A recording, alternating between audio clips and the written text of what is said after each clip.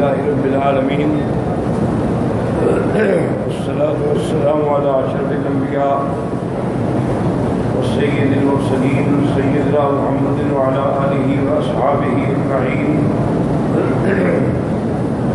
اللهم صل على سيدنا محمد وعلى آل سيدنا محمد كما صليت على إبراهيم وعلى آل إبراهيم في العالمين إنك حميد مجيد. أعوذ بالله من الشيطان الرجيم. بسم الله الرحمن الرحيم. قالوا أجئتنا لنعبد الله وحده ونذر ما كان يعبد آباؤنا فأتنا بما تعدنا إن كنت من الصادقين. قال قد وقع عليكم من ربكم رجس وغضب أتجادلونني في أسماء سميتموها أنتم وآباؤكم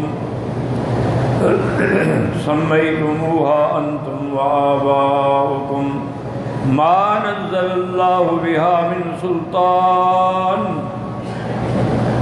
فانتظروا إني معكم من المنتظرين.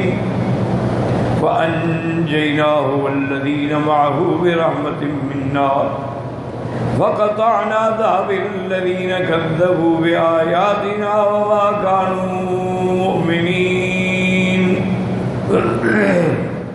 قال المؤلف والمفسر رحمه الله تعالى أدام النفع بعلومه وعلومكم في الدارين آمين إلى أن قال وقد ذكر الله سبحانه صفة إهلاكهم في أماكن آخر من القرآن بأنه أرسل عليهم الريح العليم ما تذر من شيء أتت عليه إلا جعلته كالرميم. اب مفسر رحمۃ اللہ علیہ فرماتے ہیں کہ اللہ تبارک و تعالیٰ نے قرآن پاک کے دوسرے مقامات پر قوم عاد کے ہلاک ہونے کا ذکر فرمایا ہے کہ اللہ نے ان پہ ہوا بھیجی عقیم، یعنی جس میں کوئی پھل پھول کہتے ہیں امرات العقیم، جو بچے پیدا کرنے کی لائق نہ ہو. اور اسی طرح وہ ہوا جس میں فائدہ نہ ہو. میں نے عرض کیا تھا نا کہ جہاں رحمت کی ہوائیں ہوں گی تو قرآن میں ریاح کا لفظ ہو، اور جہاں لفظ ریح آئے تو مراد عذاب کی ہوا ہوگی. فرمایا کہ اللہ نے ان پہ الریح العلیم، ایسی ہوا جو جاننے والی کہ ما تذر من شیء اتت علیہ، اس نے کچھ نہ چھوڑا جس پہ آئی، جعلتہ کالرمیم، اس کو چورا چورا کر ڈالا. کما قال تعالی فی الآیۃ الاخری واما عاد فاہلکوا بریح صرصر عاتیۃ سخرها علیہم سبع لیال وثمانیۃ ایام حسوما فترى القوم فيها سرعا كأنهم أعجاز نخل خاوية فهل ترى لهم من باقية. أي لما تمردوا وأتوا، جب ان نے سرکشی کی، نافرمانی کی، أهلكهم الله بريح آتية، اللہ نے ان کو ہوا سے ہلاک کیا، ایک ایسی ہوا جو سرکش. فكانت تحمل الرجل منهم فترده في الهواء ثم نركزه على راسه فتنكر راسه حتى تبينه من بين جثته.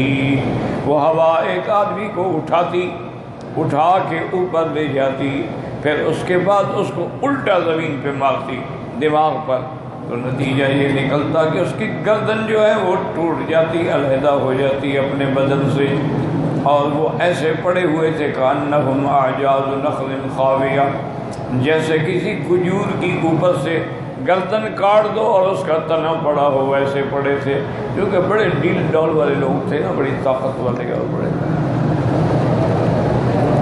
وقال سعید بن وقال محمد بن اسحاق كانوا يسكنون باليمن بين عمان وحضرموت وكانوا مع ذلك قد فشوا في الأرض وقهروا أهلها بفضل قوتهم التي آتاهم اللہ۔ محمد اسحاق فرماتے ہیں کہ یمن میں عمان اور حضرموت کے درمیان میں وہ رہتے تھے، یہ ساری آبادی ان کی تھی، اور پھر انہوں نے اپنی سرکشی اور طاقت سے باقی لوگوں کو بھی زیر نگین کر ڈالا تھا، سب پر ان کا کنٹرول تھا۔ وَقَانُوا أَصْحَابَ أَوْثَانٍ يَعْبُدُونَهَا مِن دُونِ اللَّهِ، اور وہ تھے بتوں کے پجاری، اللہ کے علاوہ بتوں کی عبادت کرتے تھے، بتوں کے آگے جھکتے تھے، بتوں کو سجدہ کرتے تھے۔ فَبَعَثَ اللَّهُ إِلَيْهِمْ هُودًا عَلَيْهِ السَّلَامُ، اللہ نے حضرت ہود کو بھیجا علیہ السلام، وہ من اوسطہم نسبا وافضلہم موضعا، وہ بڑے اعلیٰ خاندان میں سے تھے، ان کی قوم میں سے۔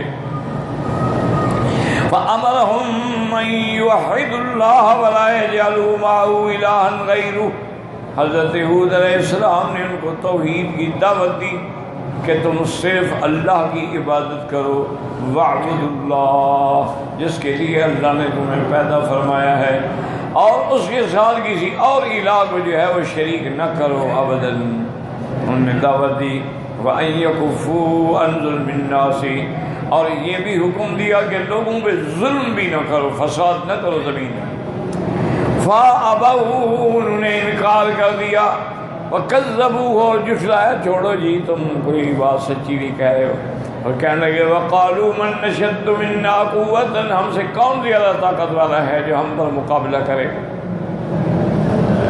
وَاتَّبَعُوا مِنْهُمْ نَاسٌ وَهُمْ يَسِيرٌ يَكْتُمُونَ إِيمَانَهُمْ، حضرت ہود علیہ السلام پہ اس قوم میں سے کچھ تھوڑے سے لوگ ایمان لے آئے، لیکن وہ بھی چھپاتے تھے، ڈر کے ہمارے بیچارے کمزور تھے۔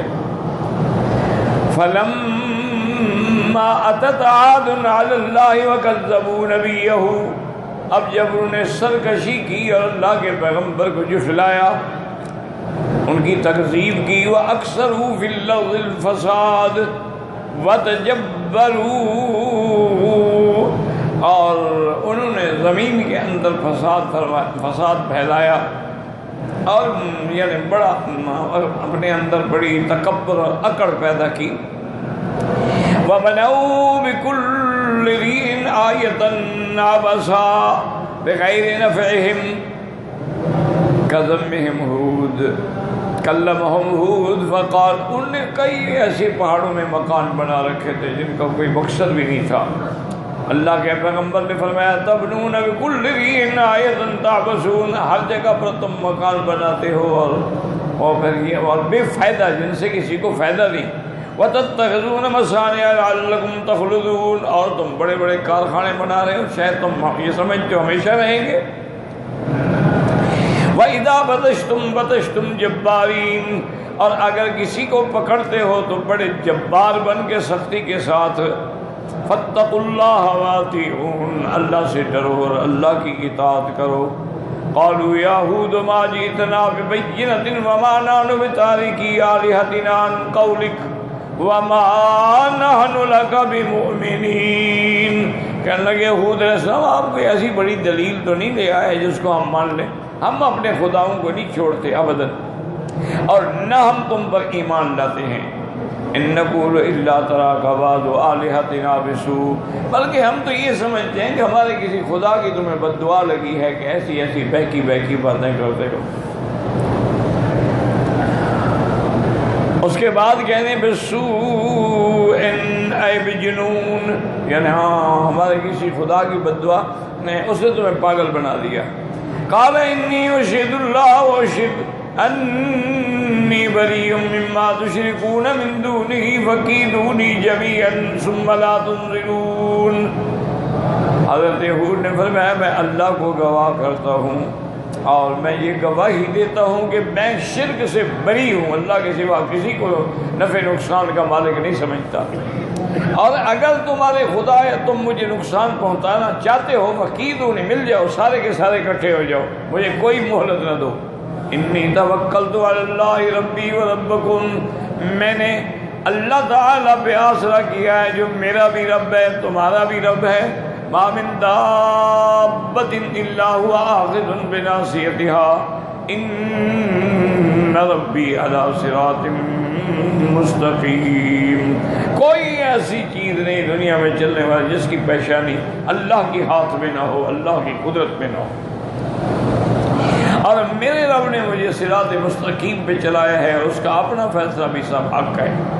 قال محمد بن اسحاق فلما ابوا الا الكفر به امسك الله عنهم القطر 3 سنين فيما يزعمون حتى جهدهم ذلك. اب محمد بن اسحاق فرماتی ہیں کہ جب انہوں نے انکار کیا کہ ہم ایمان نہیں لے آتے، ہم تو بس اسی کفر پہ اپنے باپ دادے کے دین پہ جمے رہیں گے، اللہ نے 3 سال کے لیے ان پہ بارش بند کر دی. اور حتی جہدہم ذالک، جب کھیتیاں نہ اگیں، گندم پیدا نہ ہو، پھل کہاں سے کھائیں گے، اب ان کو تکلیف ہوئی. قال وکان الناس اذا جہدہم امر فی ذالک الزمان وطلبوا من اللہ الفرج فیہ انما یضربونہ بحرمہ ومکان بینہ وکان معروفا عند اہل ذالک الزمان وَبِهِ الْمَالِكُ مُقِيمُونَ وَهُمْ مِنْ سُلَالَةِ إِمْلِيكَ بْنِ اللَّوَذِ بْنِ سَامِ بْنِ نُوحٍ وَكَانَ سَيِّدُهُمْ إِذْ ذَاكَ رَجُلًا يُقَالُ لَهُ مُعَاوِيَةُ بْنُ بَكْرَ. کہتے ہیں کہ جب ان کو شدید تکلیف ہوتی تھی اور وہ چاہتے تھے کہ اللہ کی طرف سے مشکل ہماری حل ہو جائے، تو ایک جگہ تھی اس کو وہ حرم سمجھتے تھے اور ان کے زبان میں وہ جگہ معروف تھی، وہاں آتے تھے. اور یہ وہی جگہ تھی جہاں قوم عمالقہ مقیم تھے. عمالقہ وہم من سلالۃ املیک، وہ املیک ابن لاوذ ابن سام ابن نوح کی اولاد میں تھے. وقان سیدہم من ذاک رجلا، اس وقت جو ان کا سردار تھا اس کا نام تھا معاویہ بن بکر.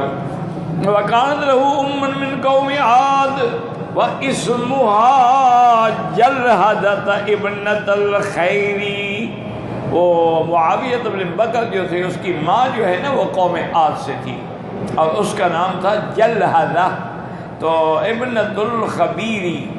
قال فبعثت عادا وفدا قریبا من 70 رجل للحرم ليستسقوا لهم عند الحرم ومروا بمعاویہ بن بکر بظاہر. اب وہ حرم آئے یعنی مکے کی طرف آئے، ایک وفد بھیجا کہ وہاں جاؤ اور بارش کے لیے دعا کریں. وہ جب معاویہ بن بکر کے قریب گزرے تو وہی انہوں نے قیام کیا قریب مکے کے قریب. فقاموا عنده شهرا، 1 مہینہ اس کے بعد رہے. یشربون الخمر غنیہم الجرادتان کینتان معاویہ، وہ وہیں رہے اور شرابیں پیتے رہے. اور اس کی 2 گانے والیاں تھیں، ناچنے والیاں، جن کو جرادہ کہا جاتا تھا، جیسے یعنی مکڑیاں ہوتی ہیں، تو وہ ہمیشہ پھر گانے گاتی ہیں. وَقَانُوا قَدْ وَصَلُوا إِلَيْهِ فِي شَهْرٍ فَلَمَّا طَالَ مَقَامُهُمْ عِنْدَهُ وَأَخَذَتْهُ شَفْقَةٌ عَلَى قَوْمِهِ وَاسْتَحْيَا مِنْهُمْ أَنْ يَأْمُرَهُمْ بِالْإِنْصِرَافِ عمل شعرا يعرضهم بالانصراف عمل الكائنتين ان تغنياهم به. اصل بات یہ تھی کہ وہ معاویہ بن بکر جو تھا وہ شرم کرتا تھا کہ اب کیسے میں مہمانوں کو کہوں کہ چلے جاؤ، لیکن اس کو خیال آیا ابھی کیسی قوم ہے کہ اپنے قوم کے لیے بارش مانگنے کے لیے آئے تھے ہم جانے کے لیے، اور یہاں 1 مہینہ ہو گیا پڑے ہیں، شرابیں پی رہے ہیں اور گانے سن رہے ہیں، لیکن میں کیسے کہوں کہ میرے گھر سے جاؤں. تو اس نے کچھ اشعار بنائے اور اپنی ان لڑکیوں سے کہا کہ گانے کے دوران یہی ان کو سناؤ. الا یا قیل ویحک ویحک قم فحینم لعل اللہ یصبحنا عصا وغماما، کہ اٹھو والا کر دو تمہیں، شاید اللہ تمہاری دعاؤں کو سن لے اور بادل بھیجے. فیسقی ازعاد ان عادا قد امسوا لا یبتسون الکلام لا یبینون الکلام. شاید قوم عاد پہ بھی اللہ بارش برسا دے، چونکہ اب تو قوم عاد کا یہ حال ہو گیا کہ وہ بات ہی نہیں کر سکتے بھوک کے مارے.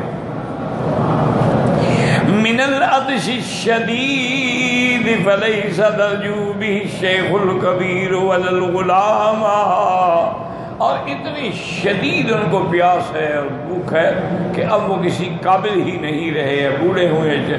وقد کان نساؤہم بخیر وقد امست نساؤہم غیاما، ان کی عورتیں بڑی شان سے رہتی تھیں، اب ان کا برا حال ہے۔ وَإِنَّ الْوُحُوشَ تَأْتِيهِمْ جِهَارًا وَلَا تَخْشَىٰ لِعَادِي سِحَامًا، اور جنگل کے جانور اب آتے ہیں تو ان کو کوئی ڈر نہیں ہوتا کہ کوئی ہمیں تیر مار دے گا، جن کو تو اٹھنے کی طاقت نہیں ہے، تیر کیا ماریں گے۔ وَأَنْتُمْ هَاهُنَا فِيمَا اشْتَهَيْتُمْ نَهَارُكُمْ وَلَيْلُكُمْ التَّمَامًا، اور تمہارا حال یہ ہے کہ تم یہاں پڑے ہو، دن رات اپنی عیاشیوں میں، اپنے گانے میں، شرابوں میں مبتلا ہو۔ فَذِيهٌ وَفَدَكُم مِّن وَفَدِ قَوْمٍ وَلَا لَقَوْا التَّحِيَّةَ وَالسَّلَامَ، تمہارا اتنا برا وفد ہے کہ ان کو تو کوئی یعنی استقبال بھی نہ کرے، کوئی ان پہ سلام بھی نہ کہے۔ قال فإن ذلك تنبه القوم لما جاءوا له فنهضوا إلى الحرم، اب جب انہوں نے شعر سنے نا تو سمجھ گئے کہ ہاں اس میں ہمارے لیے ہی تو نصیحت کی جا رہی ہے ساری۔ اب جناب اٹھے، وَدَعَوْا لِقَوْمِهِمْ وَدَائِهِمْ وَوَكَيْلِ ابْنِ غَطْرٍ، وہ وہاں حرم میں آ کے انہوں نے دعائیں مانگی، اور ان سے دعا کرانے والا آدمی جو اس کا نام تھا کیل ابن انز، فانشاء اللہ صحابات ثلاثا بیضاء وسوداء وحمراء، اللہ نے 3 بادل بھیجے، ایک بادل کا رنگ جو تھا سفید تھا، ایک کا سیاہ تھا اور ایک کا سرخ تھا۔ ثم ناداہ مناد من السماء، پھر آسمان سے پکارنے والے کی آواز آئی، اختر لنفسک او لقومک من ھذا السحاب، آواز آئی کہ اے بندے ان 3 بادلوں میں سے اپنی قوم کے لیے جو چاہو وہ بادل چن لو، اختیار کر لو۔ فقال اخترت هذه السحابة السوداء فإنها أكثر السحاب ماءً، تو اس نے کہا یہ جو سیاہ بادل ہے نا بس میں اسی کو چاہتا ہوں، کیونکہ اس کے اندر پانی بھرا ہوا ہے، بہت پانی ہے، اس لیے یہ سیاہ نظر آتا ہے۔ تو اس نے اسی کو چنا، تو پھر اس سے آواز آئی، انہوں نے کہا بے وقوف تم نے کیا چنا ہے؟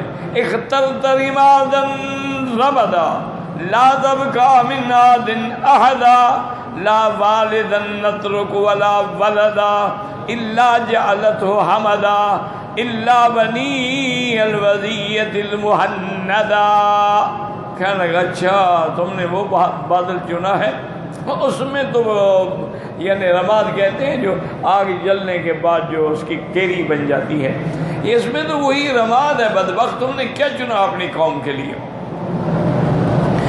اور حتی تخرج علیہم من واد، اس کے بعد کہا کہ تم من واد یقال له مویس، اس کے بعد نے کہا کہ یہ جو ہے نا تم نے جو چنا ہے نا، لا تبقى من، یہ تو کسی آدھ کے ایک بندے کو بھی نہیں چھوڑے گا، لا والدن تترک ولا، نہ باپ کو نہ اولاد کو، الا جعلت حمدن، مگر اس کو مٹا ڈالے گا، الا بن الوزیۃ المہندہ، صرف وہ بچیں گے۔ قال وبن الوزیۃ بطن من عاد یقیمون بمکہ فلم یصبهم ما اصاب قومهم، یہ قوم عاد کی ایک جماعت تھی جو آ کے مکے میں ٹھہری، ان پر وہ عذاب نہ آیا جو ان کی قوم پہ آیا۔ قال وهم من بقي من انصابهم وذراريهم، بس یہی وہ لوگ تھے جو ان کی نسل سے بچے، اسی کو کہتے ہیں عاد الآخرہ۔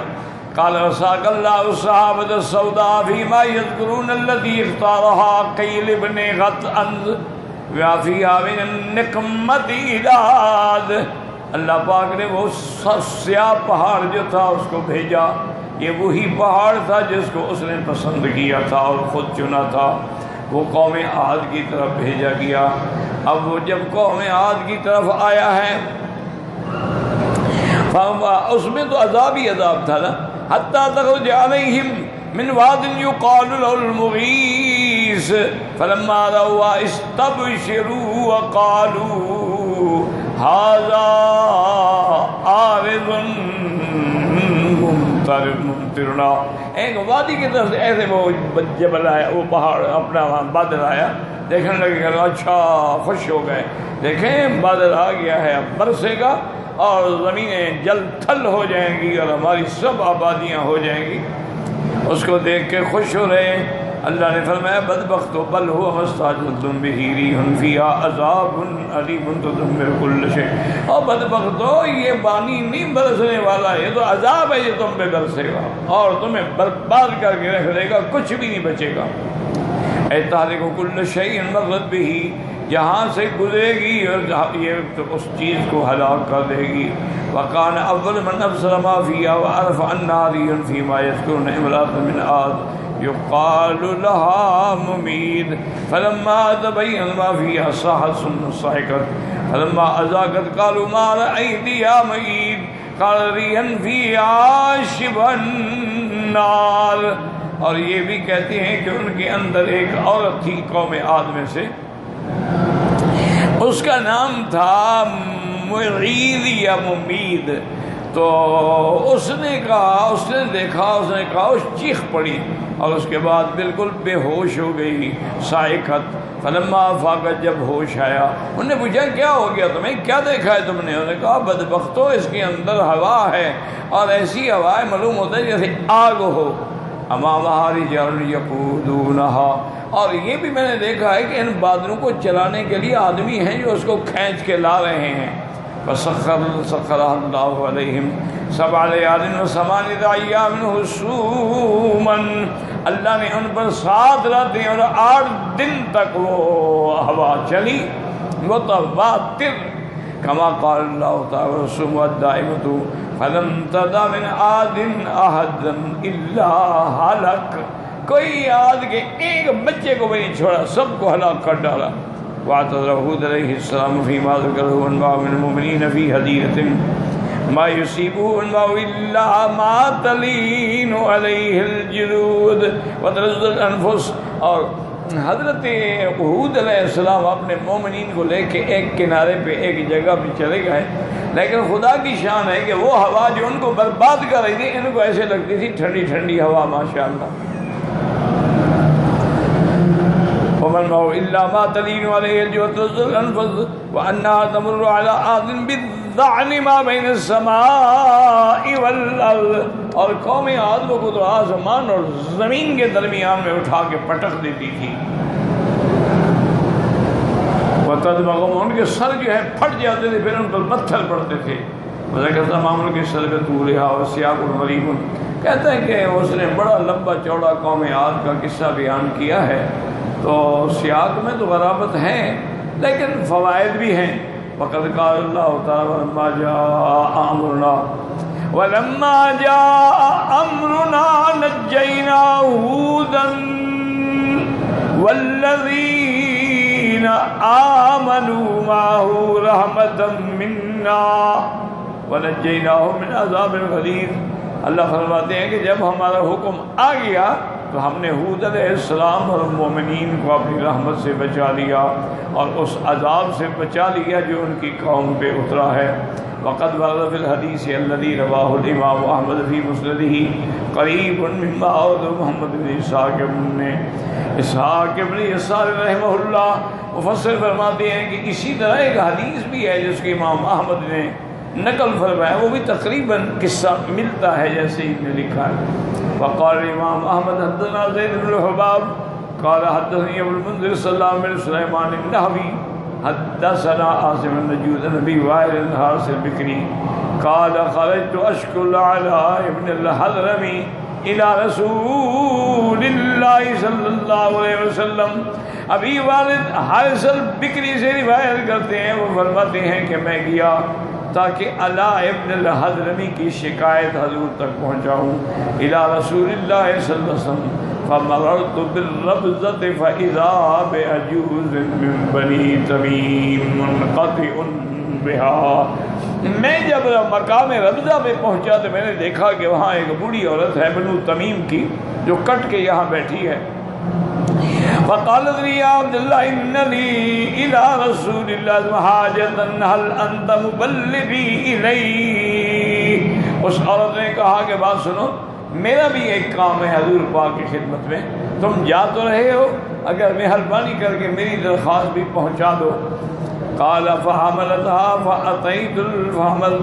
فأتيت المدينة فإذا المسجد غاص بأهله.